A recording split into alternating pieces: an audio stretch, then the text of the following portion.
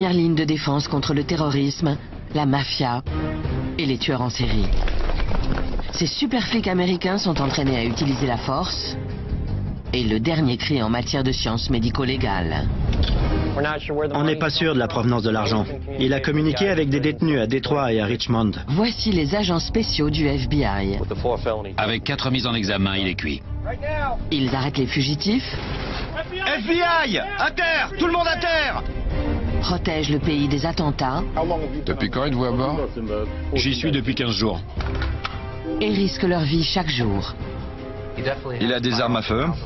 Bienvenue dans le monde dangereux d'un agent spécial du FBI.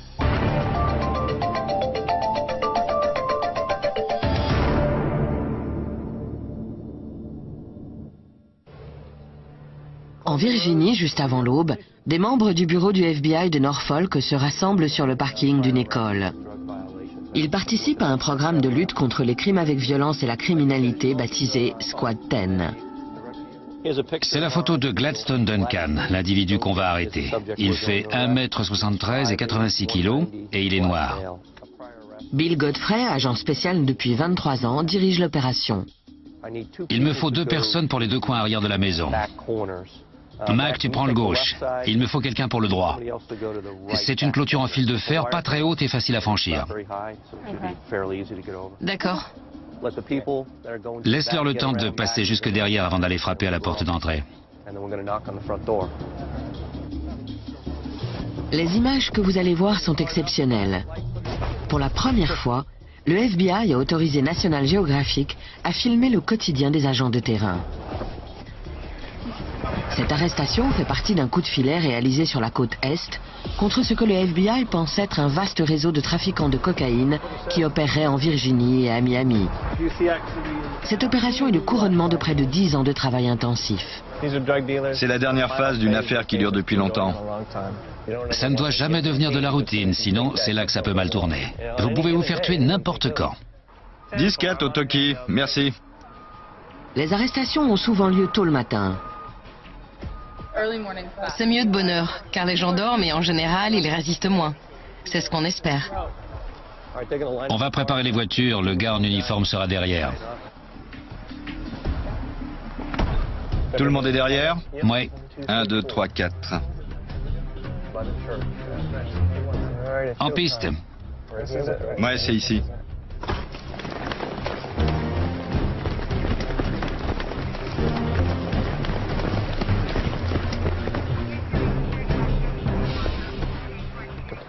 Le gars qui surveille le périmètre est en position? Bien. Tout est prêt? La télé est allumée. C'est l'heure. Personne ne sait vraiment ce qui va se passer. Ouvrez!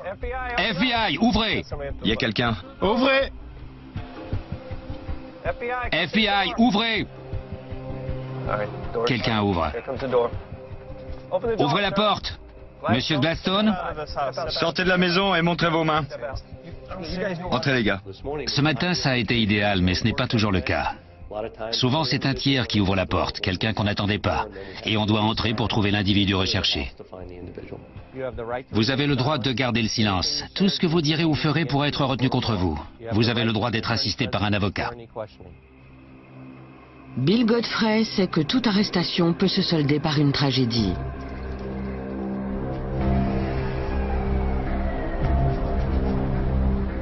Le 11 avril 1986 restera comme un des jours les plus sanglants dans l'histoire du FBI.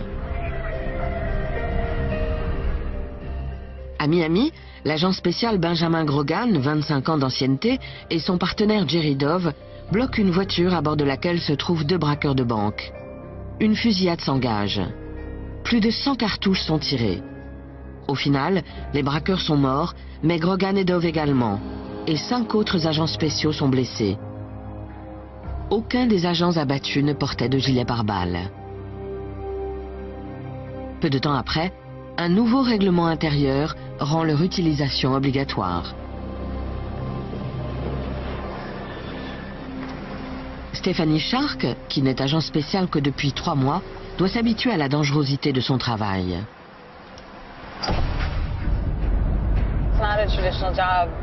Ce n'est pas le genre de boulot auquel pensent les petites filles. Il faut porter une arme, défoncer des portes et menotter des gens qui sont généralement beaucoup plus costauds. La plupart de mes collègues féminines ont du cran. Elles ont un feu intérieur qui les pousse à avancer. Après plus de 20 ans de service en tant qu'agent spécial, Bill Godfrey rêve toujours de traduire les méchants en justice. Il a commencé comme simple flic. Au bout de 5 ans, je suis passé inspecteur et j'ai eu envie de travailler sur des enquêtes de plus grande envergure. Je suis donc rentré au FBI pour jouer dans la cour des grands. L'agent spécial Steve Vino est entré au FBI il y a 3 ans, après avoir servi dans l'armée. Ce qui m'a attiré au FBI, c'est qu'il y avait la possibilité d'être vraiment utile. Tout droit. Il y avait aussi l'esprit d'équipe du FBI. Ça m'a énormément attiré. Shark, Godfrey et Vino appartiennent à un des plus prestigieux organismes fédéraux chargés de faire respecter la loi. Ces 12 000 agents spéciaux sont répartis dans 56 bureaux. Ceux de Norfolk, qui couvrent une population d'1 700 000 personnes, font comparaître en justice certains des criminels les plus notoires.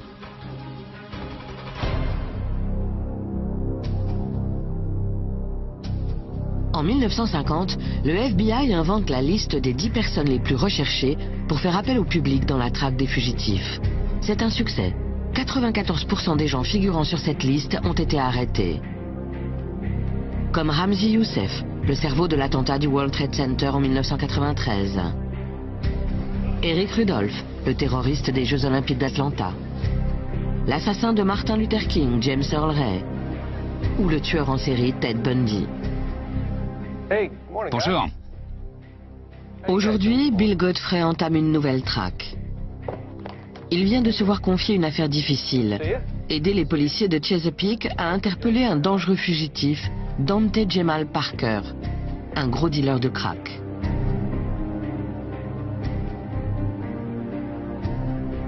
Il a été condamné pour production, vente et distribution de drogue, mais également association de malfaiteurs et contrefaçon.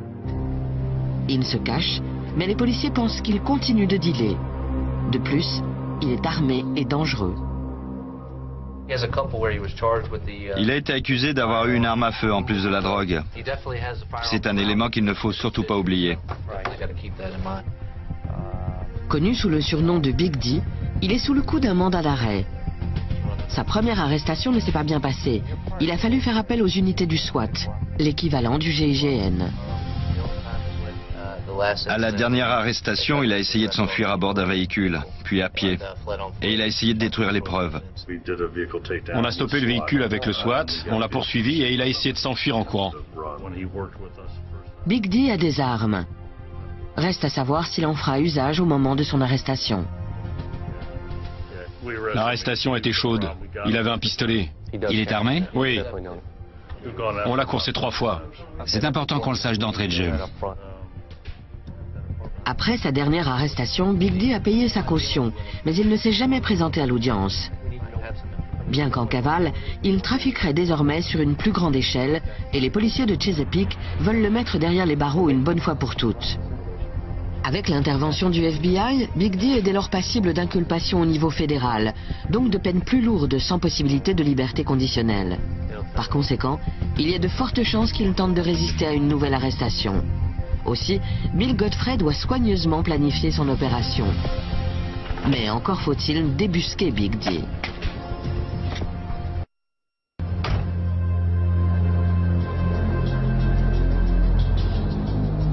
L'agent spécial doit rencontrer un de ses informateurs les plus fiables qui a déjà permis de mettre 11 personnes derrière les barreaux. Godfrey et Vino pensent qu'il détient peut-être des renseignements sur l'affaire Big D. Ça va? Il faut qu'on discute. Où? Apparemment, il n'y a personne dans ces voitures.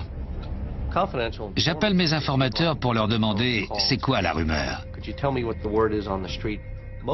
La plupart ne veulent pas qu'on révèle leur identité, compte tenu de l'environnement dans lequel ils vivent. À l'évidence, ils pourraient subir des représailles. Faire appel à un informateur est une démarche beaucoup plus rapide que n'importe quelle technique, comme éplucher les fichiers téléphoniques ou faire des planques. Avoir une source interne, c'est vraiment un plus. Ça va? Tu vas bien? La voix et le visage de l'informateur ont été déformés pour le protéger.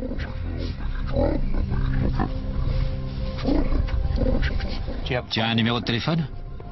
Tu nous le donnes?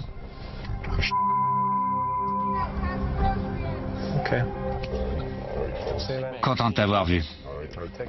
Grâce à son indicateur, Bill Godfrey va se renseigner sur les ventes de Big D, mais également sur la marque de sa voiture et son numéro de téléphone.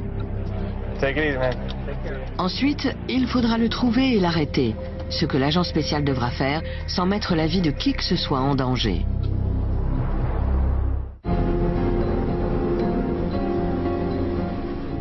Le FBI défend les États-Unis en temps de paix comme en temps de guerre, mais depuis les attentats du 11 septembre 2001, la lutte contre le terrorisme est devenue la priorité numéro 1. Pour l'agent spécial George Gabriel, cette mission consiste à s'assurer que les ports les plus importants du pays sont à l'abri d'une attaque. Il est le chef du programme maritime du groupe antiterroriste du bureau de Norfolk, surnommé Squad 6. Là où certains ne voient qu'un paysage urbain tranquille, lui cherche les signes avant-coureurs d'un problème. C'est un port immense avec beaucoup d'infrastructures sensibles et de ressources naturelles, donc en clair des cibles intéressantes pour des terroristes. On doit surveiller ce qui se passe et être soupçonneux. Tous ces bateaux ont une bonne raison d'être là et il est facile pour quelqu'un de mal intentionné de se fondre au milieu. À nous de le repérer. L'agent spécial Gabriel sait qu'il y a 2 cibles de choix dans la région de Norfolk. Les installations d'un des ports les plus actifs de la région et la plus grande base navale du monde qui abrite le quartier général de la flotte atlantique de la marine américaine. Les terroristes se sont déjà intéressés à cette zone.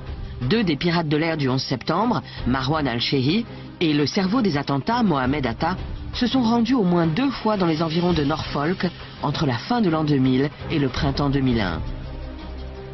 On ignore pourquoi, mais on sait qu'Al-Qaïda s'intéresse à des objectifs militaires.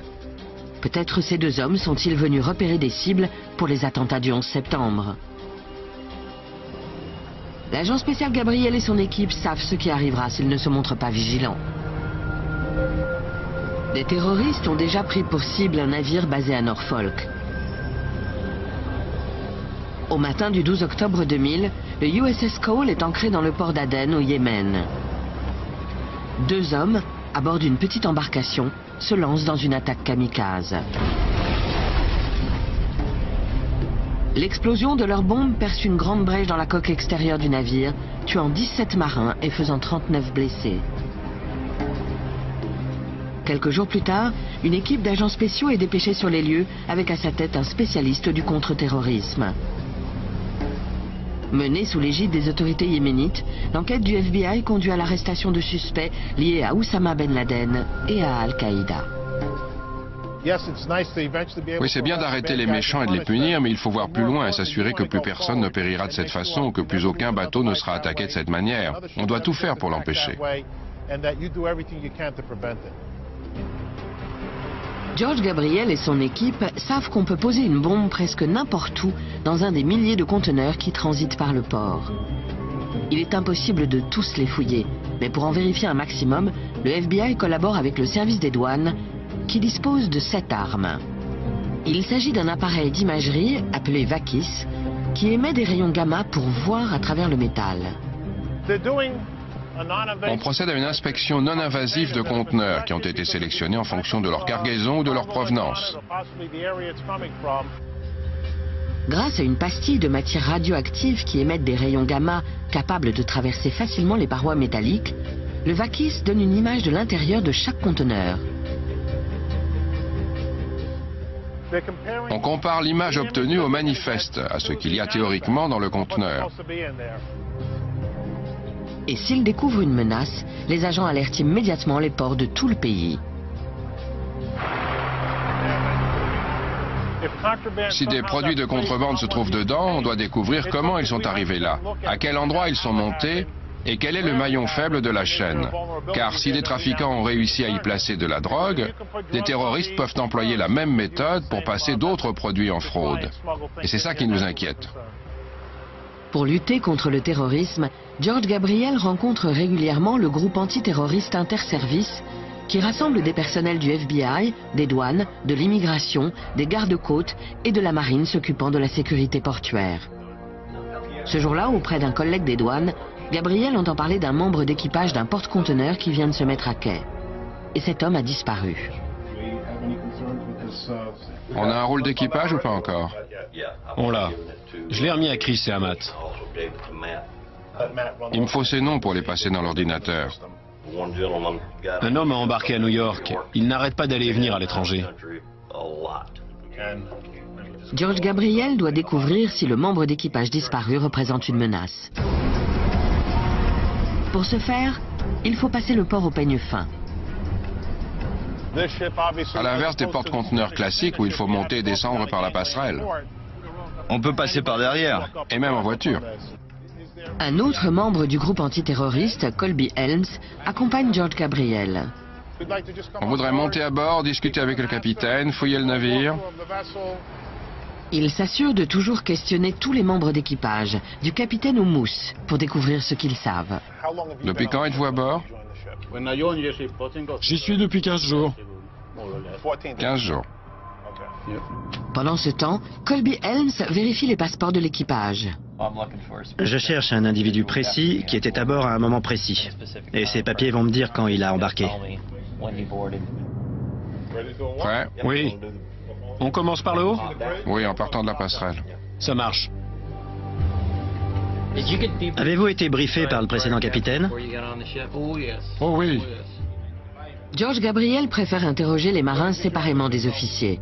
En effet, l'expérience montre qu'ils savent parfois des choses qu'ils ont peur de révéler à leurs supérieurs. Quand on s'adresse aux officiers, aux pachas, ils s'arrangent pour nous dire ce que dit le règlement, pour suivre, entre guillemets, la ligne du parti. Donc on prend quelques hommes d'équipage entre quatre yeux pour s'assurer que ce qui s'est passé correspond effectivement, à peu près à la ligne du parti.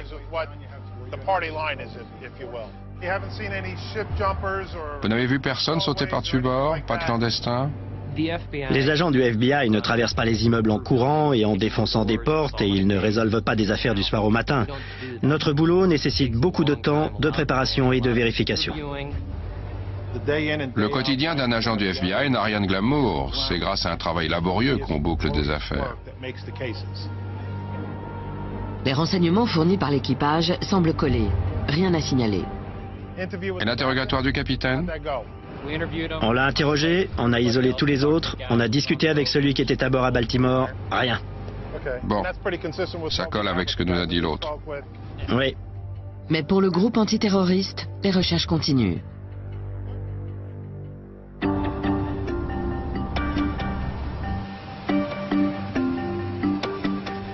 Rester agent spécial du FBI durant près de 30 ans exige de faire quelques sacrifices personnels. Matt, t'es là? Ça va pas? La famille a toujours été l'aspect le plus important de ma vie, mais je suis très dévoué à mon travail. J'ai toujours cru en ce que je faisais. Et équilibrer les deux est très difficile. Voilà, c'est plus simple. Les 10 premières années ont été dures, car il n'était jamais à la maison. Et je devais tout faire moi-même. Sur toutes les cassettes, on entend « Où est papa ? Il travaille !» Et les enfants répondaient comme d'habitude. La plus grosse affaire de l'agent spécial Gabriel l'a confronté à la pègre en la personne d'un des parrains new-yorkais les plus tristement célèbres, John Gotti. Réputé pour son extravagance et son franc-parler, le Teflon Don, comme on le surnommait, a été acquitté lors de 3 procès surmédiatisés. Apparemment, personne ne pouvait le mettre derrière les barreaux. Mais la brigade de lutte contre le crime organisé a placé le parrain sous surveillance électronique, installant des micros dans un appartement quelques étages au-dessus du club de Gotti, où ce dernier pensait être tranquille. On a observé un endroit où il tenait certains de ses rendez-vous les plus importants et les plus secrets pour discuter des actes les plus meurtriers de sa famille. La fusillade était dans les journaux. Je n'y étais pas, mais ça a dû donner. C'est grâce à cette surveillance qu'on a pu le mettre en prison. On a enregistré des conversations qui étaient de la dynamite. Le parrain des parrains y expliquait les règles de Cosa Nostra, pourquoi certains se faisaient descendre, il parlait de leurs assassinats. Dis à ce crétin que moi, John Gotti, je vais lui arracher la tête. Lui, c'est personne. Le coup de grâce, c'est quand on a réussi à retourner un de ses hommes de confiance, son adjoint, Sammy Gravano. Le témoignage de Gravano et les bandes enregistrées valent à Gotti une condamnation à perpétuité sans possibilité de conditionnel. On voit ici l'agent spécial Gabriel escorter le parrain en prison. Ça a accaparé 5 ans de ma vie. La cible était connue sur la scène internationale, le défi presque impossible à relever. Je suis fier des efforts que j'y ai consacrés, mais ça montre surtout que le FBI peut atteindre tout le monde et que ses agents sont sacrément bons. En 100 ans d'histoire, le FBI s'est attaqué aux mafieux comme John Gotti, aux braqueurs de banque et aux criminels en col blanc. Mais depuis le 11 septembre, tout a changé. Sa mission première consiste désormais à protéger le peuple américain contre d'éventuels attentats. Je suis entré au FBI à cause du 11 septembre. À 9h du matin, ma femme m'a appelé pendant que j'allais au bureau. Un avion avait percuté une des tours du World Trade Center. Et 2 ou 3 jours plus tard, j'ai envoyé ma candidature. Aujourd'hui, l'agent spécial Helms travaille sur une affaire qui est peut-être liée à un réseau terroriste. Au départ, elle ressemble à une enquête de routine. Grâce à un tuyau, Helms a appris que ce débit de tabac blanchirait peut-être de l'argent. En un an, son propriétaire a déposé en banque 1 400 000 $, bien plus que ce que son commerce peut lui rapporter. Et il semble qu'il ait tenté de dissimuler ses fonds aux yeux du gouvernement en multipliant les dépôts de moins de 10 000 $. Cet homme ayant travaillé pour le fisc américain pendant une quinzaine d'années, il connaît la loi et les moyens de la contourner. Si vous déposez plus de 10 000 $, il faut le signaler. Ceux qui ne le font pas pensent que le gouvernement ne verra rien, mais ça n'a pas été le cas. Aux États-Unis, cette fraude est un crime fédéral, mais le groupe antiterroriste s'y intéresse parce que les fichiers bancaires indiquent que cet argent a été viré sur des comptes au Moyen-Orient.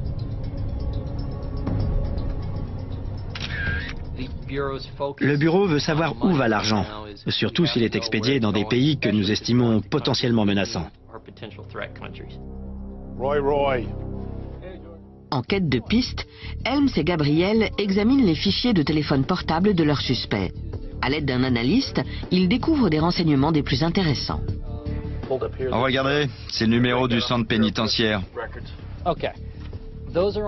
C'est la liste des individus qui sont entrés en communication avec le commerçant et qui sont actuellement en prison? Ouais.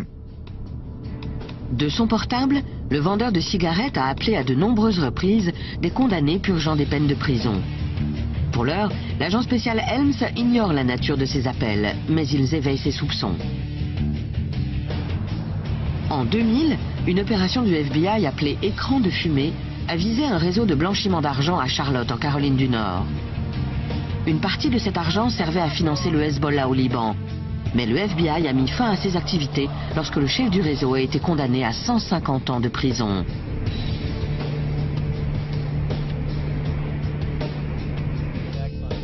Helms et ses collègues veulent faire de même avec le propriétaire du débit de tabac. Les preuves qu'ils ont réunies, les sommes importantes qui seraient blanchies, les gros virements vers le Moyen-Orient et les appels téléphoniques en prison, leur semblent suffisantes pour demander un mandat d'arrêt. On ne connaît pas tous les tenants et les aboutissants, mais il y a quelque chose d'illégal et on va essayer d'y mettre un terme. Avec de la chance, une fois arrêté, cet homme nous servira peut-être de source. Ou alors on découvrira à qui va cet argent et pourquoi. Mais pour obtenir ces éléments, il faut d'abord arrêter le suspect. À Chesapeake, l'agent spécial Bill Godfrey passe à l'étape suivante de son opération pour mettre la main sur Big D, le dealer de crack en cavale. Après s'être soustrait à la justice, ce dernier a repris ses activités et la police pense qu'il vend plus de drogue que jamais. Le trafic se chiffrerait en centaines de milliers de dollars. J'ai discuté avec une source qui m'a communiqué des renseignements sur lui. Par le passé, il a utilisé un hôtel de Portsmouth. Et apparemment, il vend un max. Si Godfrey peut anticiper les mouvements de Big D, il pourra se lancer à sa poursuite en prenant un minimum de risques. Il se lève, il sort de chez lui vers midi, 1h, pas avant, et il va au complexe immobilier de Portsmouth, d'où il vend. Bill Godfrey veut arrêter Big D le matin, quand il dort encore. 2 derrière et 2 devant. On peut avoir des gars en uniforme? Pas de problème. La dernière fois qu'on a tenté de l'appréhender, Big D a résisté et tenté de s'enfuir en voiture. Il va sûrement tenter de fuir. Nous avons la chance de pouvoir planifier presque chaque arrestation, alors que les policiers doivent prendre des décisions sur le moment. Garez votre véhicule sur le côté, s'il vous plaît. Pour chaque policier, toute intervention peut mal tourner. C'est ce qu'a découvert cet agent en arrêtant une voiture pour un contrôle de routine. Lorsque le policier s'approche, le conducteur ouvre le feu. Blessé au visage, passé à tabac, l'agent réussit pourtant à rejoindre son véhicule et riposte.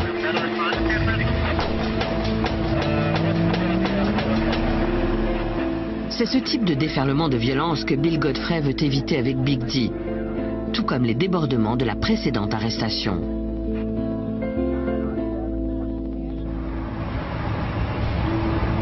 Malgré les risques, Bill Godfrey aime son travail. J'aime ce métier car je sais qu'il va être différent chaque jour.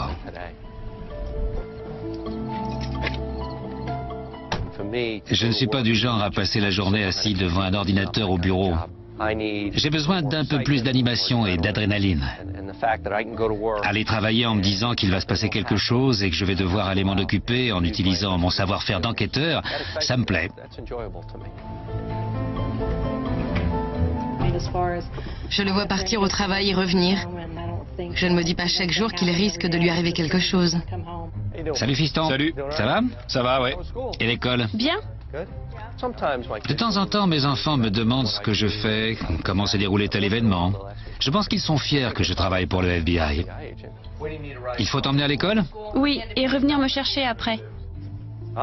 Je suis fier d'être un agent spécial. En entrant dans la police, j'étais à des années-lumière de m'imaginer que je finirais au FBI. Pour moi, c'était le summum. Travailler sur des braquages, des enlèvements, des affaires de criminalité en col blanc, dans des réserves indiennes, des avions. J'ai presque du mal à croire que j'ai travaillé sur toutes ces affaires. Mais ces dernières années, la plupart de ces enquêtes tournaient autour de la drogue.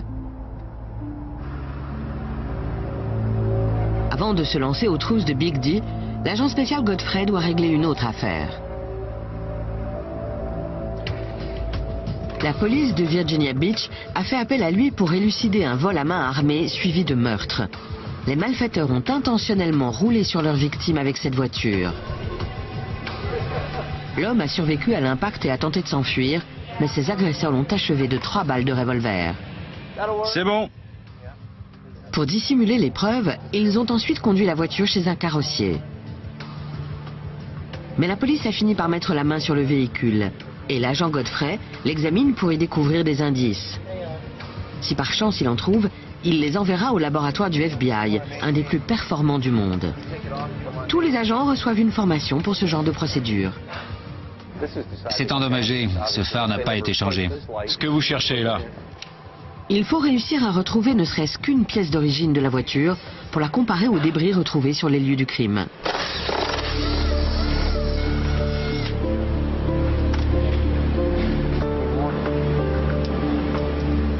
Ici. Les agents décrochent le gros lot. Des morceaux du phare d'origine sont dissimulés dans le châssis. C'est quoi? C'est le verre d'origine. Du phare. Vraiment? Ouais. On va l'enlever. Bingo. On va comparer le verre prélevé dans la rue et celui-ci pour établir un lien entre ce véhicule et la scène de crime. Les deux sont très bien.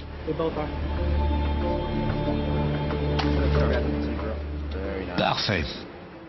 Ces éléments vont être expédiés au laboratoire du FBI et comparés aux fragments de phare trouvés sur les lieux du crime. La science médico-légale n'est qu'une des spécialités qui distinguent les agents du FBI. À l'Académie de Quantico, en Virginie, Chaque futur agent spécial suit une formation de plus de 18 semaines, considérée comme une des plus exigeantes qui soit. Des milliers de personnes postulent chaque année, mais 900 candidats seulement sont retenus. Chacun d'eux doit être titulaire d'un diplôme universitaire et satisfaire à une enquête pour se voir délivrer une habilitation de haut niveau. Stephanie Shark est un des derniers agents en date. La formation a été rigoureuse et épuisante. Elle ne laissait aucun répit. Elle prépare vraiment à la vie sur le terrain où on ne sait jamais ce qui va arriver. Elle n'est là que depuis 3 mois, mais comme tous ses collègues, elle doit déjà jongler entre plusieurs affaires, dont la traque d'un individu recherché pour traite des êtres humains. Une piste qui l'a conduit chez un armurier. A-t-il dit ce qu'il cherchait? Ou pourquoi? Ça, c'est un fusil d'assaut. Il a acheté une variante du AK-47 en semi-automatique. L'agent fraîchement émoulu sait qu'il faut parfois des mois pour boucler une affaire comme celle-ci et interroger des centaines de personnes. On doit être disponible 24 heures sur 24 et 7 jours sur 7. On est payé pour. Parfois je démarre tôt, parfois je travaille tard et je n'ai presque jamais le choix. Malgré son air juvénile, son CV est impressionnant. Juriste, c'est un ancien procureur. Les gens me croient souvent plus jeune que je ne suis et j'essaie d'en profiter. Mais une fois que j'ai expliqué qui je suis et ce que je fais, ça change. Et on me traite avec beaucoup plus de respect. La puissance des 3 lettres FBI est incroyable. Au sortir de l'académie, Stephanie Shark, le requin, a été affectée à Norfolk. Ce bureau a été créé en 1941, date de l'entrée des États-Unis dans la Seconde Guerre mondiale, pour protéger le port des saboteurs et des espions. Dans les dernières années de la guerre froide, il est devenu célèbre en démantelant un des réseaux d'espionnage les plus efficaces jamais mis en place aux États-Unis. Pendant 18 ans, un officier de la marine américaine, John Walker, a vendu des secrets militaires aux soviétiques avec l'aide de son fils Michael. Sans me vanter, j'étais bon, car mon père m'a beaucoup appris. Avec un père espion, on apprend comment ça marche vraiment. Le frère de Walker participe aussi.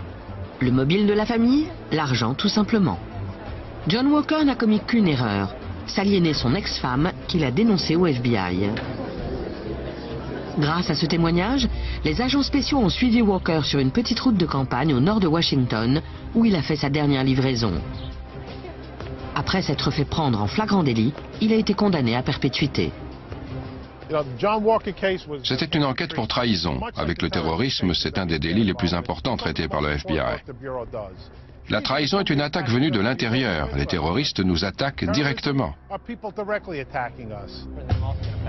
Aujourd'hui, George Gabriel retrouve des collègues du groupe antiterroriste pour préparer l'opération chez le vendeur de cigarettes, opération à laquelle va participer Stephanie Shark. On va fouiller cette boutique et effectuer des saisies. Sous la direction de Colby Helms, le groupe règle les derniers détails de l'opération du lendemain. Muni du mandat d'arrêt fédéral, Helms est prêt. On n'est pas sûr de la provenance de l'argent. Il a communiqué avec des détenus à Détroit et à Richmond. D'après une source, il y aurait dans la boutique des lettres suspectes écrites en arabe venant des gars emprisonnés. Une fois dans la boutique, le groupe saisira tout ce qu'il trouvera. Mais il cherche surtout des renseignements sur la destination de l'argent au Moyen-Orient. On cherche des reçus de transactions, de virements, tout ce qui a trait à l'envoi de l'argent. Cet été, à la boutique, l'opération est risquée. Il y avait 3 fusils. On sait que le sujet numéro 1 a un petit revolver Glock. Le groupe prend la menace très au sérieux. À Norfolk, 34 agents spéciaux ont été tués en opération. Il peut être armé. Il faudra donc que tout le monde mette son gilet pare-balles. Assurez-vous-en. Il y a un guichet sur le côté. Une fois qu'il sera sécurisé, Colby et celui qui l'accompagnera s'occuperont de la porte d'entrée. Chris et un autre couvriront la porte de derrière. Et ensuite, tous les autres pourront entrer. 7 heures du matin, le jour de l'arrestation. Les agents spéciaux se retrouvent sur un parking, non loin du débit de tabac. Faisons le point. Toi, Rich, Stéphanie, Marc et moi, on s'occupe de l'entrée. On boucle le périmètre. Eux s'occupent de l'arrière. Et une fois le mandat présenté, tout le monde entre. Des membres des forces de l'ordre locales et fédérales, dont le fisc américain, participent à l'opération. Personne ne sait comment le suspect va réagir. Prends ça. Ça ne devrait pas être un problème avec lui, mais il risque d'être très énervé quand on va entrer. L'effet de surprise est un facteur clé dans une arrestation. Et Colby Helms espère prendre l'homme sur le fait, en possession de dossiers compromettants, ou mieux, en pleine transaction illégale. La seule certitude, c'est que les agents doivent être prêts à tout. Car quel que soit le degré de préparation d'une arrestation, on ne sait jamais comment elle va se dérouler. Qu'elle vise un vendeur de drogue ou un blanchisseur d'argent sale. FBI, on veut vous parler. Faites le tour du comptoir. Reculez-vous. Bon, vous êtes en état d'arrestation. Nous allons fouiller la boutique et vous interroger. Première étape, découvrir et neutraliser les armes. Vous avez des armes? Non. Non? Non. Sûr? Ouais. Bien. Vous avez autre chose dans vos chaussures? Non. Bien. Je vous arrête pour fraude fiscale. Vous avez compris ce que je viens de dire? Ça veut dire quoi? On va en parler au bureau, d'accord? On va pouvoir faire tout ça si vous venez avec nous aujourd'hui. Et pendant ce temps, on va fouiller la boutique. D'accord? Les agents spéciaux saisissent aussitôt des preuves dans la boutique, dont des ordinateurs, des dossiers et des reçus.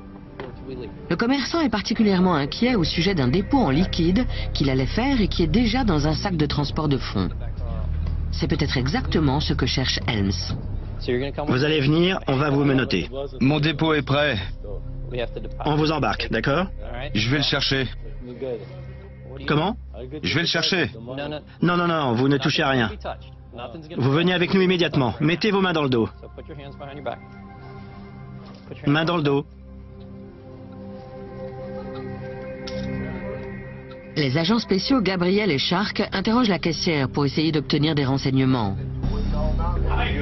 Vous prépariez les dépôts? Vous ne vous occupiez pas de l'arrière-boutique?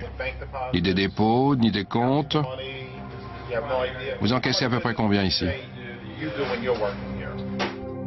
La caissière n'ayant été embauchée que quelques semaines plus tôt, elle ne sait apparemment pas grand-chose. Montez à l'arrière. Vous allez vous asseoir. On va prendre vos empreintes, votre photo, et on va vous expliquer ce qui se passe. D'accord?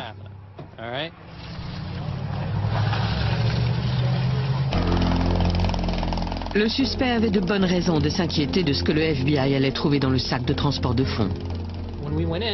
Sur la table, on a trouvé 9 995 $ en liquide prêts à être déposés. Un délit passible d'une peine de 5 ans.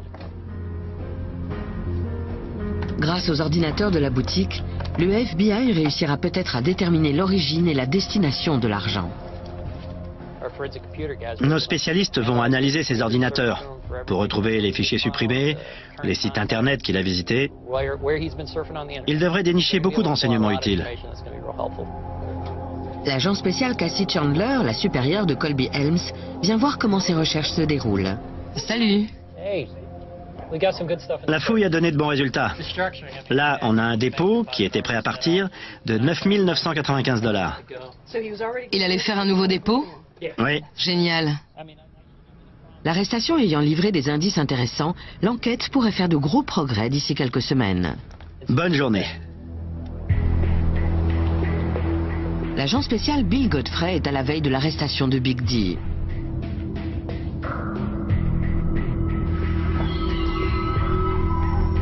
Pour préparer l'opération, il rédige les mandats avec un procureur adjoint. 124 grammes de poudre? 123,4. Ils peaufinent leur stratégie pour rédiger les chefs d'inculpation. 1 à 20 ans. 1 à 20 ans pour la cocaïne. Oui. et 5 à 40 pour le crack. 5 à 40, d'accord. Ces chefs d'accusation pourraient envoyer Big D en prison pour 40 ans. On va prendre le crack et transmettre tous les renseignements au juge sur les autres produits. D'accord. Et s'il faut le mettre en examen?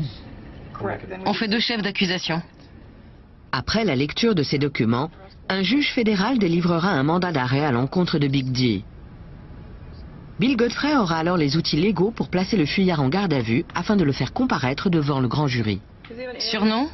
Oui, Big D. Vous l'arrêterez tout seul? Non, on sera 20, ne vous inquiétez pas. Mandat d'arrêt, plainte et déclaration sous serment, tout y est. Avant de risquer la vie de ces hommes, Bill Godfrey, accompagné d'un inspecteur de la police de Chesapeake, commence la surveillance de l'appartement de Big D. J'essaie toujours de repérer le terrain, que ce soit pour une fouille ou une arrestation. Il faut avoir les lieux à l'esprit. Il y en a en haut et en bas? Il y a une double porte au milieu et c'est celle qui va à l'étage.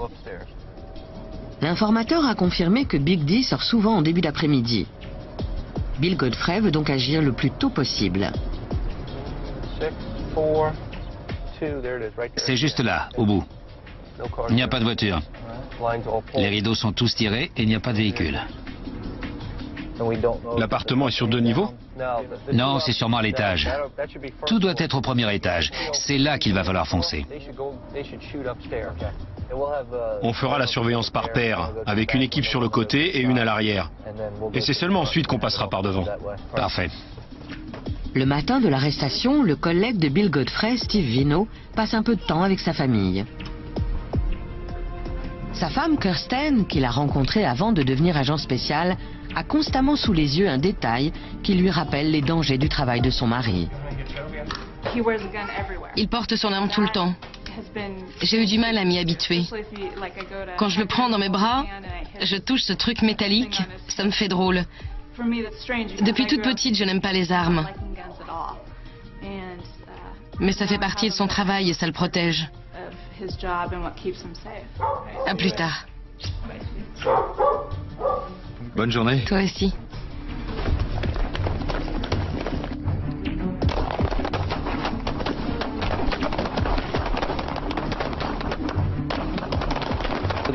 Le policier de base n'aura jamais à appuyer sur la détente, et heureusement. Même si ça ne veut pas dire que ça n'arrivera pas demain. Le FBI exige donc de ses agents qu'ils passent 4 examens de tir par an. En cas d'échec, l'arme est confisquée et l'agent est susceptible d'être relevé de ses fonctions. Le FBI a une politique très stricte de l'usage des armes, mais on peut les employer. La ligne officielle est limpide. Les agents peuvent utiliser leur arme uniquement s'ils ont de bonnes raisons de croire qu'eux-mêmes ou un tiers sont en danger de mort ou de blessures graves. Pour s'en prendre à des criminels dangereux, ils doivent être prêts à appuyer sur la détente. On espère que la persuasion suffira à convaincre un individu, mais parfois il va réagir d'une manière qui va vous obliger à tirer. On ne sait jamais comment va se comporter quelqu'un qu'on veut arrêter. S'il encourt une longue peine, il peut avoir décidé de ne pas se laisser prendre vivant. 6 heures du matin, jour de l'arrestation. Godfrey tient une dernière réunion avec son équipe au commissariat de Chesapeake. La semaine dernière, j'ai reçu un mandat d'arrêt au nom de Dante Parker. Il est sous le coup de 4 accusations pour trafic de drogue, et les inspecteurs de Chesapeake le connaissent bien. Et en plus, on sait qu'il est armé. C'est moi qui donnerai le signal pour que les gars se mettent en position. Bien. Il encourt des sanctions fédérales. Steve et moi allons le ramener ici. Avec 4 mises en examen pour drogue, il est cuit. Non loin de chez Big D, l'agent spécial Godfrey revoit l'opération avec la police locale. Je serai dans la voiture de tête, celle-ci. Il faudrait qu'au moins une, si ce n'est les 2 voitures de police me suivent et que les autres soient derrière vous. D'accord. Il est censé être avec sa petite amie et leur bébé de 6 mois. S'il n'ouvre pas, on entre en force. Compris.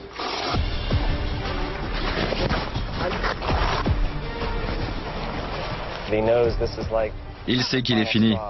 Je sais. Faut pas qu'on l'oublie, ça va être un grand moment. Comme tu dis. Prêt, Steve? On y va? En piste. 8 heures du matin. le FBI et les forces de police s'approchent de la planque du fuyard. J'ai dû le faire des centaines ou des milliers de fois en 31 ans de carrière, mais je suis toujours survolté. Je me repasse mentalement tout ce qu'on doit faire et je me dis, et si? L'adrénaline coule toujours autant car chaque opération est différente. Les fenêtres de l'appartement tournées vers le nord et l'est sont rapidement couvertes. Ça doit être l'unité de surveillance de l'arrière.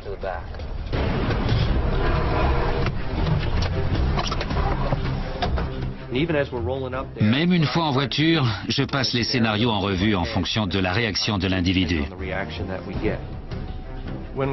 Pour une arrestation, on y va en force, rapidement et de manière décisive. On doit réussir, quoi qu'il arrive.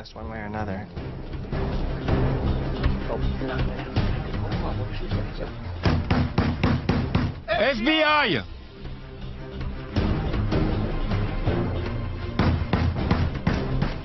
FBI!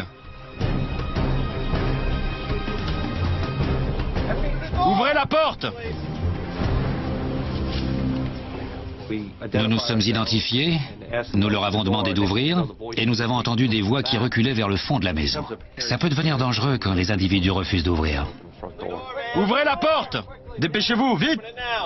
Ils cherchent peut-être une arme. Ouvrez immédiatement, madame. Ouvrez! La situation s'éternisant, les agents utilisent un bélier.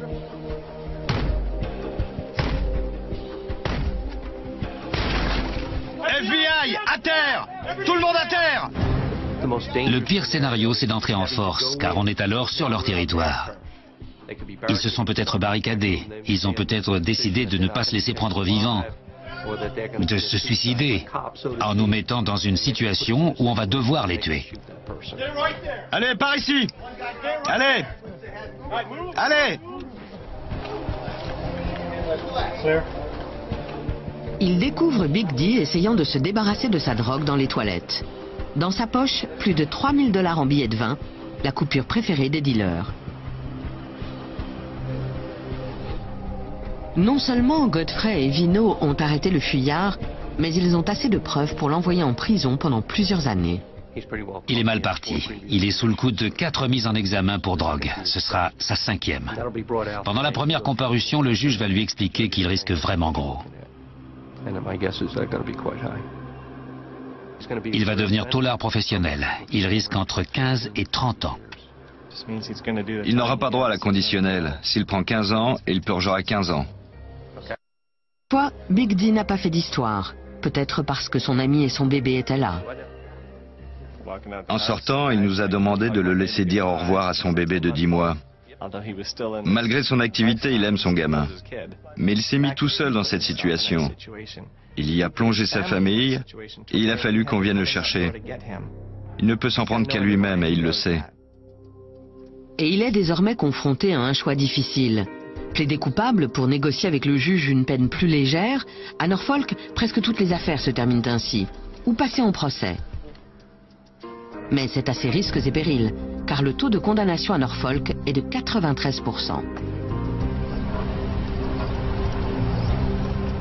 Pour l'équipe de Bill Godfrey, c'est une réussite. Pas de casse et le suspect a été arrêté.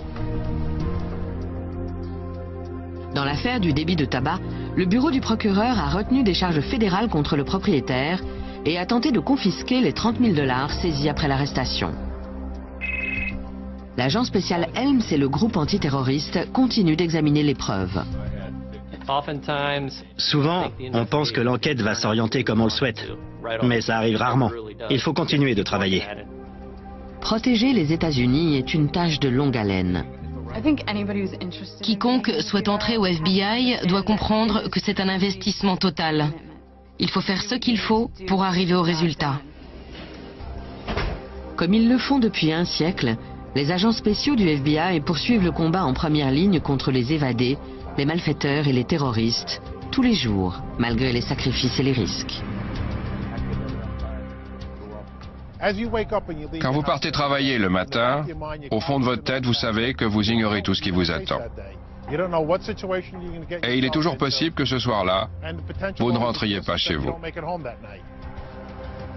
Mais ces femmes et ces hommes ont à cœur de protéger les États-Unis.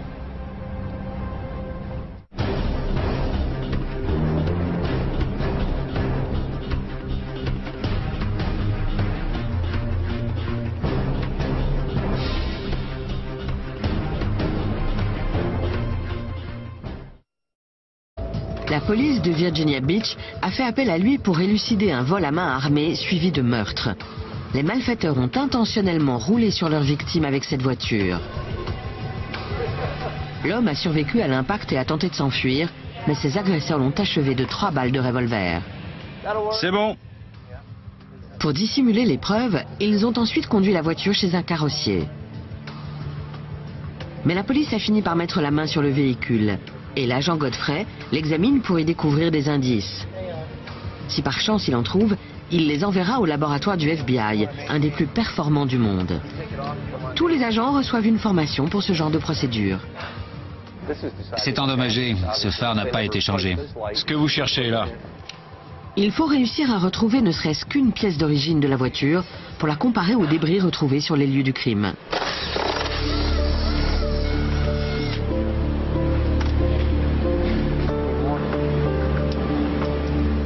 Ici. Les agents décrochent le gros lot. Des morceaux du phare d'origine sont dissimulés dans le châssis. C'est quoi? C'est le verre d'origine. Du phare. Vraiment? Ouais. On va l'enlever. Bingo. On va comparer le verre prélevé dans la rue et celui-ci pour établir un lien entre ce véhicule et la scène de crime. Les deux sont très bien.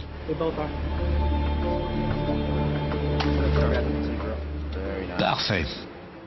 Ces éléments vont être expédiés au laboratoire du FBI et comparés aux fragments de phare trouvés sur les lieux du crime.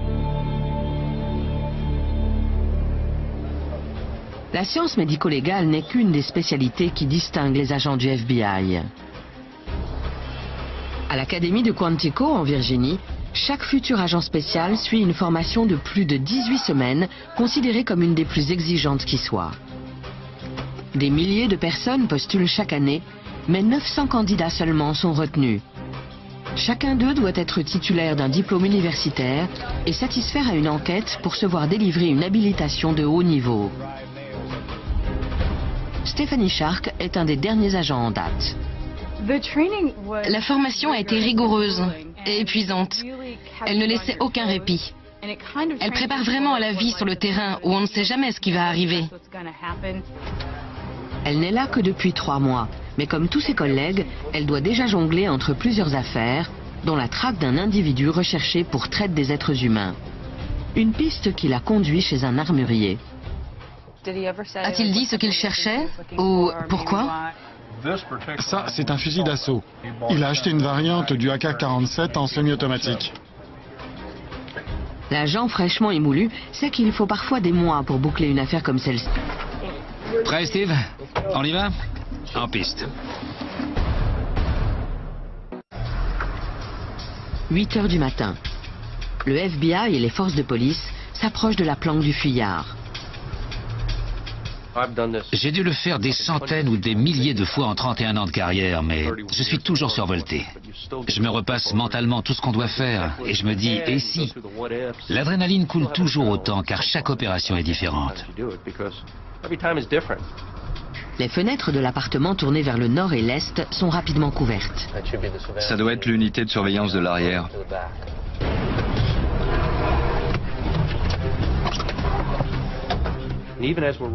Même une fois en voiture, je passe les scénarios en revue en fonction de la réaction de l'individu. Pour une arrestation, on y va en force, rapidement et de manière décisive. On doit réussir, quoi qu'il arrive.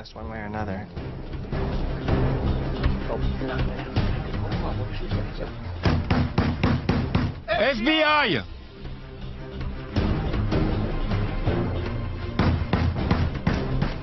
FBI! Ouvrez la porte! Nous nous sommes identifiés, nous leur avons demandé d'ouvrir et nous avons entendu des voix qui reculaient vers le fond de la maison. Ça peut devenir dangereux quand les individus refusent d'ouvrir. Ouvrez la porte! Dépêchez-vous, vite! Ils cherchent peut-être une arme. Ouvrez immédiatement, madame. Ouvrez! La situation s'éternisant, les agents utilisent un bélier.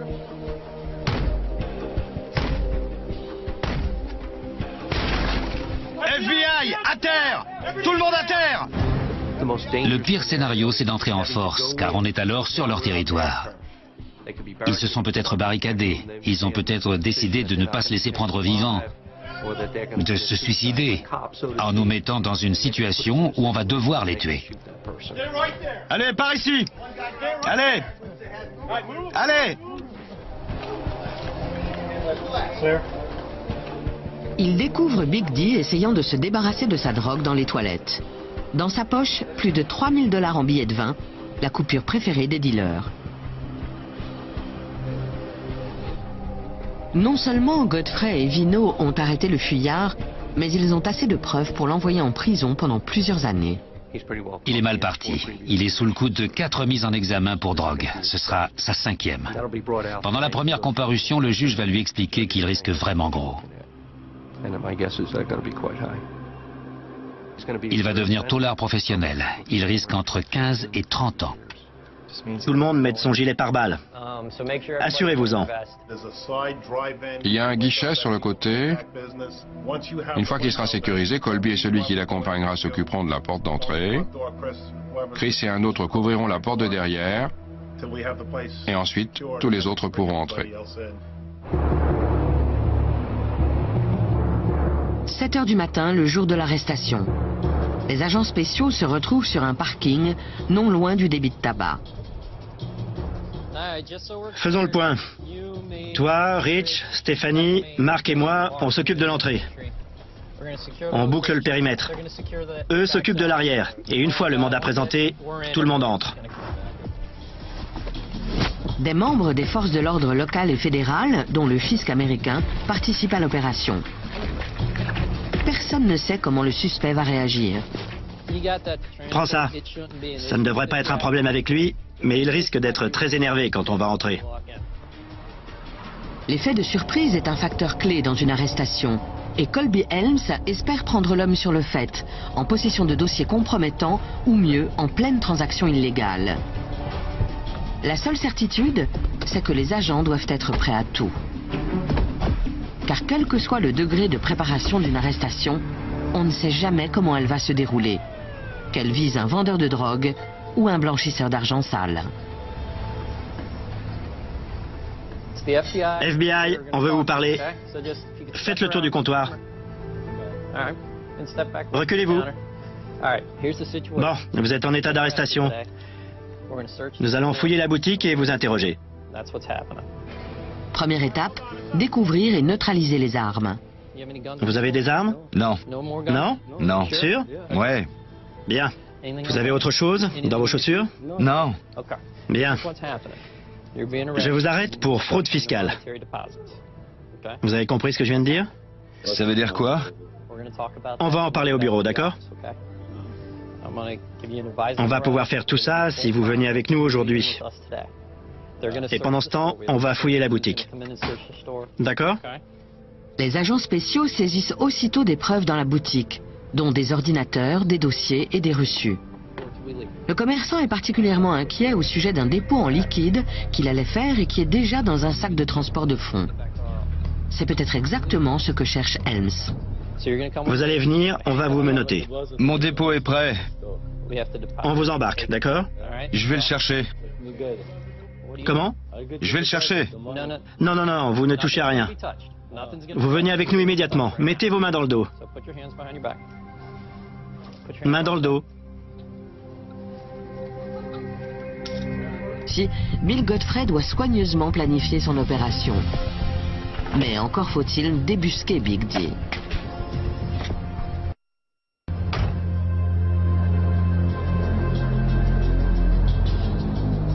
L'agent spécial doit rencontrer un de ses informateurs les plus fiables qui a déjà permis de mettre 11 personnes derrière les barreaux. Godfrey et Vino pensent qu'il détient peut-être des renseignements sur l'affaire Big D. Ça va? Il faut qu'on discute. Où?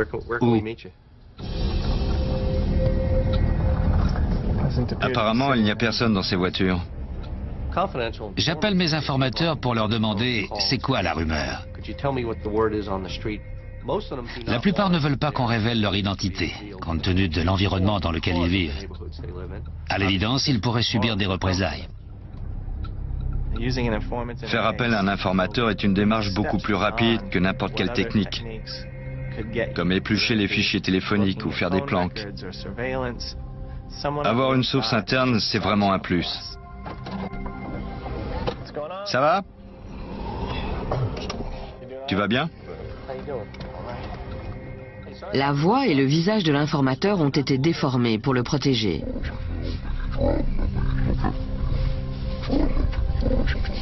Tu as un numéro de téléphone? Tu nous le donnes?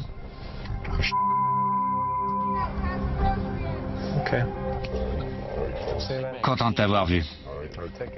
Grâce à son indicateur, Bill Godfrey va se renseigner sur les ventes de Big D, mais également sur la marque de sa voiture et son numéro de téléphone. Ensuite, il faudra le trouver et l'arrêter, ce que l'agent spécial devra faire sans mettre la vie de qui que ce soit en danger.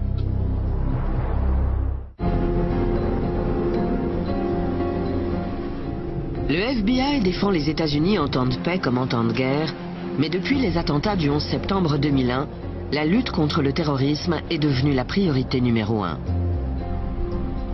Pour l'agent spécial George Gabriel, cette mission consiste à s'assurer que les ports les plus importants du pays sont à l'abri d'une attaque. Il est le chef du programme maritime du groupe antiterroriste du bureau de Norfolk, surnommé Squad 6. Là où certains ne voient qu'un paysage urbain tranquille, lui cherche les signes avant-coureurs d'un problème. C'est un port immense avec beaucoup d'infrastructures sensibles et de ressources naturelles, donc en clair des cibles intéressantes pour des terroristes. On doit surveiller ce qui se passe et être soupçonneux. Tous ces bateaux ont une bonne raison d'être là et il est facile pour quelqu'un de mal intentionné de se fondre au milieu. À nous de le repérer. De vérification. Le quotidien d'un agent du FBI n'a rien de glamour. C'est grâce à un travail laborieux qu'on boucle des affaires. Les renseignements fournis par l'équipage semblent collés. Rien à signaler. Et l'interrogatoire du capitaine? On l'a interrogé, on a isolé tous les autres, on a discuté avec celui qui était à bord à Baltimore, rien. Bon, ça colle avec ce que nous a dit l'autre. Oui. Mais pour le groupe antiterroriste, les recherches continuent.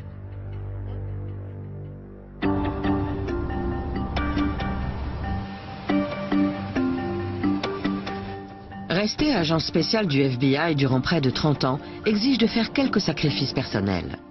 Matt, t'es là? Ça va pas? La famille a toujours été l'aspect le plus important de ma vie, mais je suis très dévoué à mon travail. J'ai toujours cru en ce que je faisais. Et équilibrer les deux est très difficile. Voilà, c'est plus simple.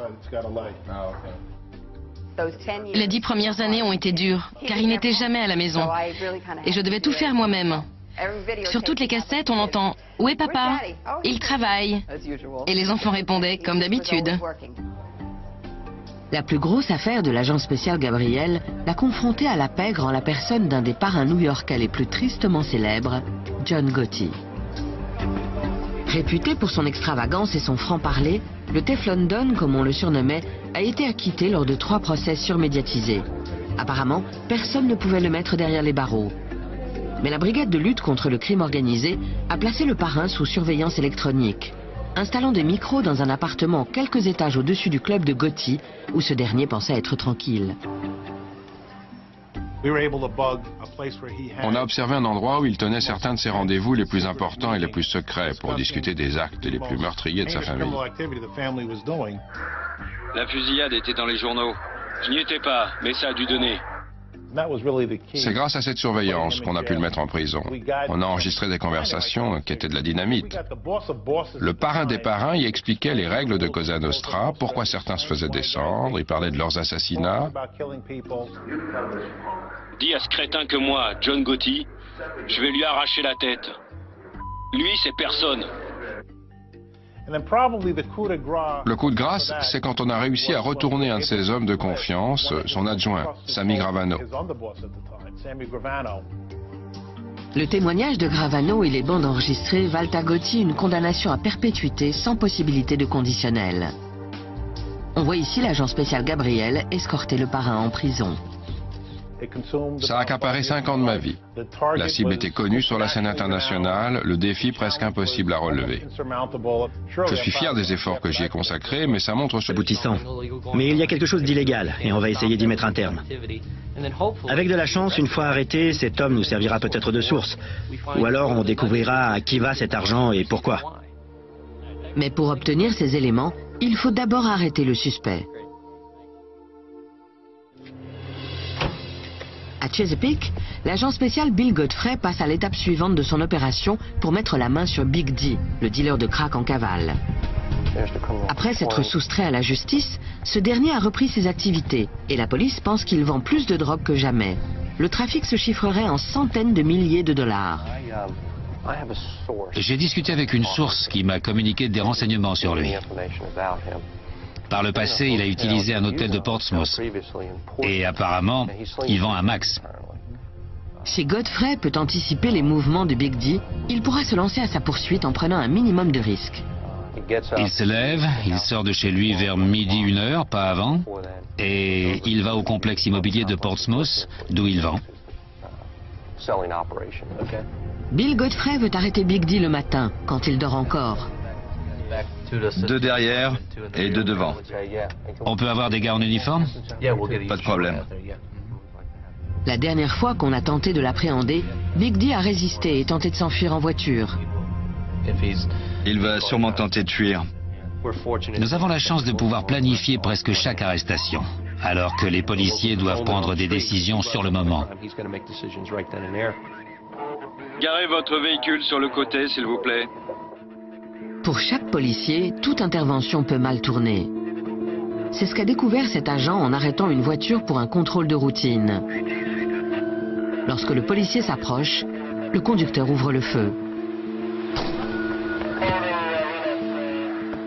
Blessé au visage, passé à tabac, l'agent réussit pourtant à rejoindre son véhicule et riposte.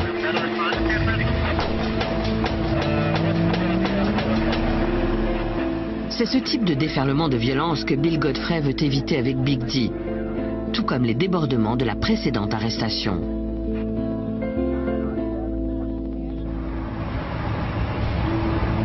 Malgré les risques, Bill Godfrey aime son travail.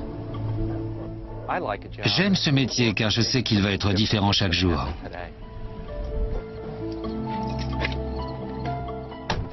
Je ne suis pas du genre à passer la journée assis devant un ordinateur au bureau. J'ai besoin d'un peu plus d'animation et d'adrénaline. Aller travailler en me disant qu'il va se passer quelque chose et que je vais devoir aller m'en occuper en utilisant mon savoir-faire d'enquêteur, ça me plaît. Je le vois partir au travail et revenir. Je ne me dis pas chaque jour.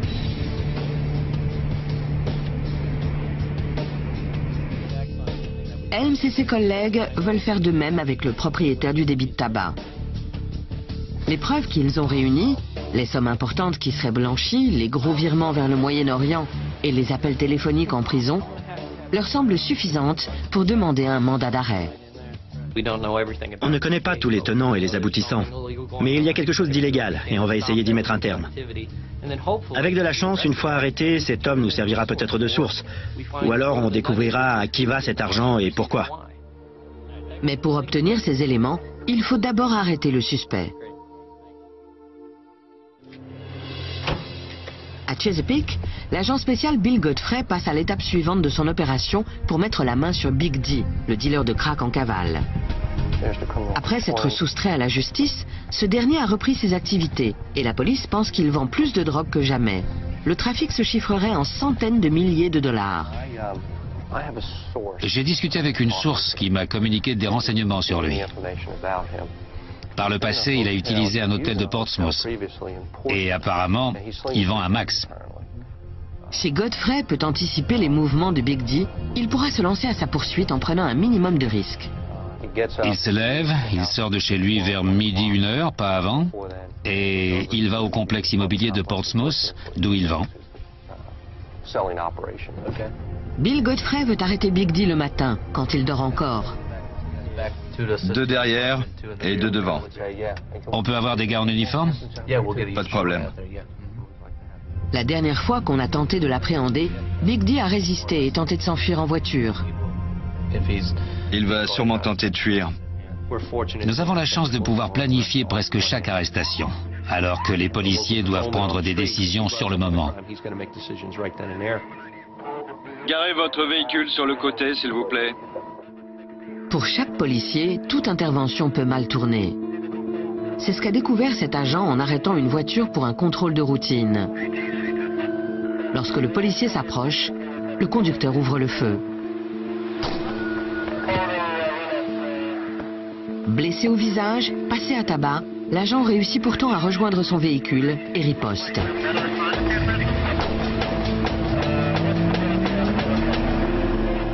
C'est ce type de déferlement de violence que Bill Godfrey veut éviter avec Big D, tout comme les débordements de la précédente arrestation.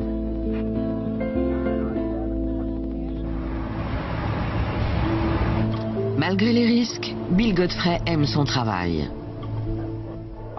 J'aime ce métier car je sais qu'il va être différent chaque jour. Formation pour ce genre de procédure. C'est endommagé, ce phare n'a pas été changé. Ce que vous cherchez là. Il faut réussir à retrouver ne serait-ce qu'une pièce d'origine de la voiture pour la comparer aux débris retrouvés sur les lieux du crime.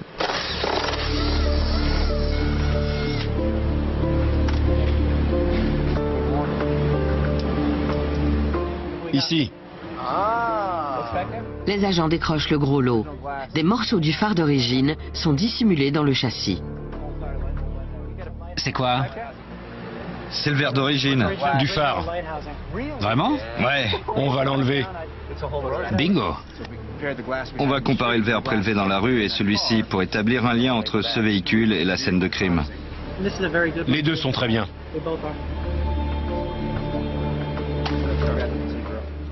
Parfait. Ces éléments vont être expédiés au laboratoire du FBI et comparés aux fragments de phare trouvés sur les lieux du crime. La science médico-légale n'est qu'une des spécialités qui distinguent les agents du FBI. À l'Académie de Quantico, en Virginie, chaque futur agent spécial suit une formation de plus de 18 semaines, considérée comme une des plus exigeantes qui soit. Des milliers de personnes postulent chaque année, mais 900 candidats seulement sont retenus. Chacun d'eux doit être titulaire d'un diplôme universitaire et satisfaire à une enquête pour se voir délivrer une habilitation de haut niveau. Stephanie Shark est un des derniers agents en date. La formation a été rigoureuse et épuisante. Elle ne laissait aucun répit. Elle prépare vraiment à la vie sur le terrain où on ne sait jamais ce qui va arriver. Elle n'est là que depuis 3 mois, mais comme tous ses collègues, elle doit déjà jongler entre plusieurs affaires, dont la traque d'un individu recherché pour traite des êtres humains. Une piste qui l'a conduit chez un armurier. A-t-il dit ce qu'il cherchait? Ou pourquoi? Ça, c'est un fusil d'assaut. Il a acheté une variante du AK-47 en semi-automatique. L'agent fraîchement émoulu sait qu'il faut parfois des mois pour boucler une affaire comme celle-ci et interroger des centaines de personnes. On doit être disponible 24 heures sur 24 et 7 jours sur 7. On est payé pour. Parfois je démarre tôt, parfois je travaille tard et je n'ai presque jamais le choix. Malgré son air juvénile, son CV est impressionnant. Juriste, c'est un ancien procureur. Les gens me croient souvent plus jeune que je ne suis et j'essaie d'en profiter. Mais une fois que j'ai expliqué qui je suis et ce que je fais, ça change. Et on me traite avec beaucoup plus de respect. Mais Grogan et Dove également. Et 5 autres agents spéciaux sont blessés. Aucun des agents abattus ne portait de gilet pare-balles.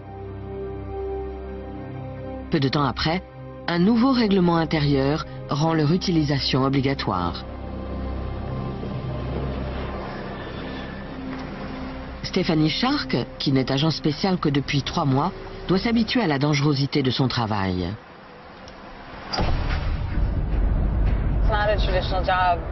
Ça n'est pas le genre de boulot auquel pensent ces petites filles. Il faut porter une arme, défoncer des portes et menotter des gens qui sont généralement beaucoup plus costauds. La plupart de mes collègues féminines ont du cran. Elles ont un feu intérieur qui les pousse à avancer. Après plus de 20 ans de service en tant qu'agent spécial, Bill Godfrey rêve toujours de traduire les méchants en justice. Il a commencé comme simple flic. Au bout de 5 ans, je suis passé inspecteur et j'ai eu envie de travailler sur des enquêtes de plus grande envergure. Je suis donc entré au FBI pour jouer dans la cour des grands. L'agent spécial Steve Vino est entré au FBI il y a 3 ans, après avoir servi dans l'armée. Ce qui m'a attiré au FBI, c'est qu'il y avait la possibilité d'être vraiment utile. Tout droit. Il y avait aussi l'esprit d'équipe du FBI. Ça m'a énormément attiré. Shark, Godfrey et Vino appartiennent à un des plus prestigieux organismes fédéraux chargés de faire respecter la loi. Ces 12 000 agents spéciaux sont répartis dans 56 bureaux. Ceux de Norfolk, qui couvrent une population d'1 700 000 personnes, font comparaître en justice certains des criminels les plus notoires.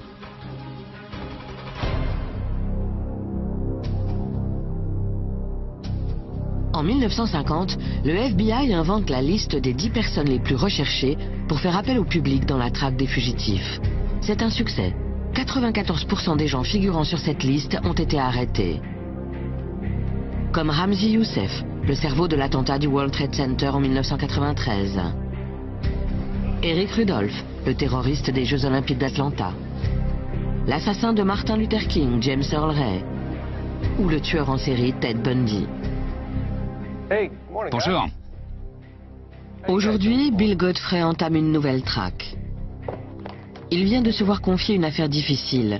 Aider les policiers de Chesapeake à interpeller un dangereux fugitif, Dante Jemal Parker, un gros dealer de crack.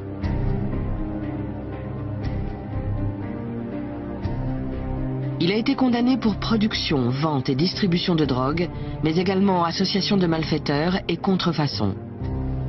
Il se cache, mais les policiers pensent qu'il continue de dealer. Salut fiston. Salut. Ça va? Ça va, ouais. Et l'école? Bien. De temps en temps, mes enfants me demandent ce que je fais, comment s'est déroulé tel événement. Je pense qu'ils sont fiers que je travaille pour le FBI. Il faut t'emmener à l'école? Oui, et revenir me chercher après. Je suis fier d'être un agent spécial. En entrant dans la police, j'étais à des années-lumière de m'imaginer que je finirais au FBI.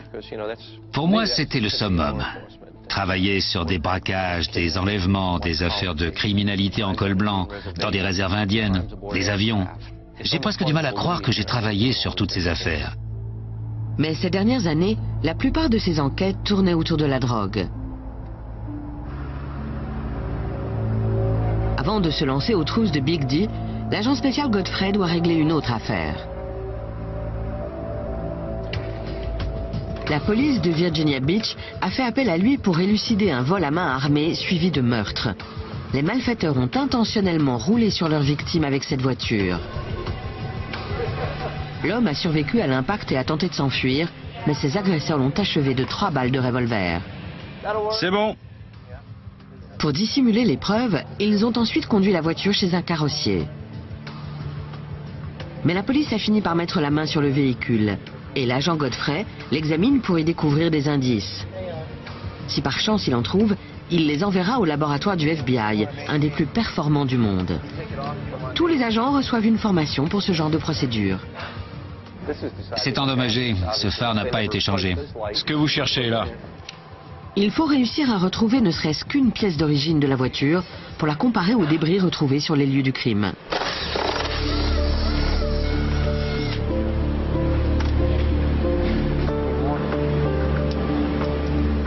Ici. Les agents décrochent le gros lot. Des morceaux du phare d'origine sont dissimulés dans le châssis. C'est quoi? C'est le verre d'origine. Du phare. Vraiment? Ouais, on va l'enlever. Bingo. On va comparer le verre prélevé dans la rue et celui-ci pour établir un lien entre ce véhicule et la scène de crime. Les deux sont très bien.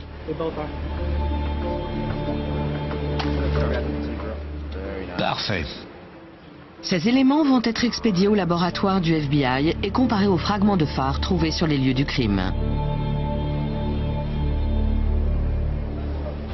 La science médico-légale n'est qu'une des spécialités qui distinguent les agents du FBI. À l'Académie de Quantico, en Virginie, chaque futur agent spécial suit une formation de plus de 18 semaines, considérée comme une des plus exigeantes qui soit. Des milliers de personnes postulent chaque année, mais 900 intérieurs qui les poussent à avancer. Après plus de 20 ans de service en tant qu'agent spécial, Bill Godfrey rêve toujours de traduire les méchants en justice. Il a commencé comme simple flic. Au bout de 5 ans, je suis passé inspecteur et j'ai eu envie de travailler sur des enquêtes de plus grande envergure. Je suis donc entré au FBI pour jouer dans la cour des grands. L'agent spécial Steve Vino est entré au FBI il y a 3 ans, après avoir servi dans l'armée. Ce qui m'a attiré au FBI, c'est qu'il y avait la possibilité d'être vraiment utile. Tout droit. Il y avait aussi l'esprit d'équipe du FBI. Ça m'a énormément attiré. Shark, Godfrey et Vino appartiennent à un des plus prestigieux organismes fédéraux chargés de faire respecter la loi. Ces 12 000 agents spéciaux sont répartis dans 56 bureaux. Ceux de Norfolk, qui couvrent une population d'1 700 000 personnes, font comparaître en justice certains des criminels les plus notoires.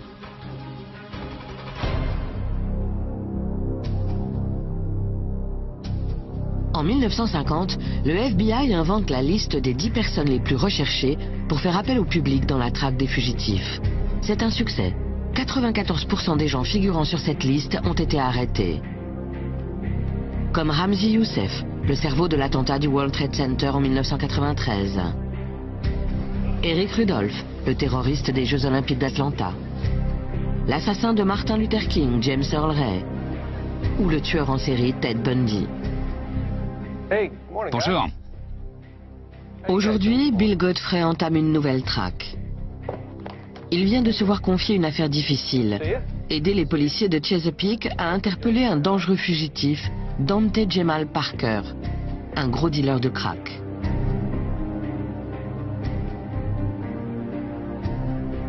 Il a été condamné pour production, vente et distribution de drogue, mais également association de malfaiteurs et contrefaçon. Il se cache, mais les policiers pensent qu'il continue de dealer. De plus, il est armé et dangereux. Il a été accusé d'avoir eu une arme à feu en plus de la drogue. C'est un élément qu'il ne faut surtout pas oublier. Connu sous le surnom de Big D, il est sous le coup d'un mandat d'arrêt. Sa première arrestation ne s'est pas bien passée. Il a fallu faire appel aux unités du SWAT, l'équivalent du GIGN. À la dernière arrestation, il a essayé de s'enfuir à bord d'un véhicule, puis à pied. Et il a essayé de détruire les preuves. On a stoppé le véhicule avec le SWAT, on l'a poursuivi et il a essayé de s'enfuir en courant. Big D a des armes. Reste à savoir s'il en fera usage au moment de son arrestation.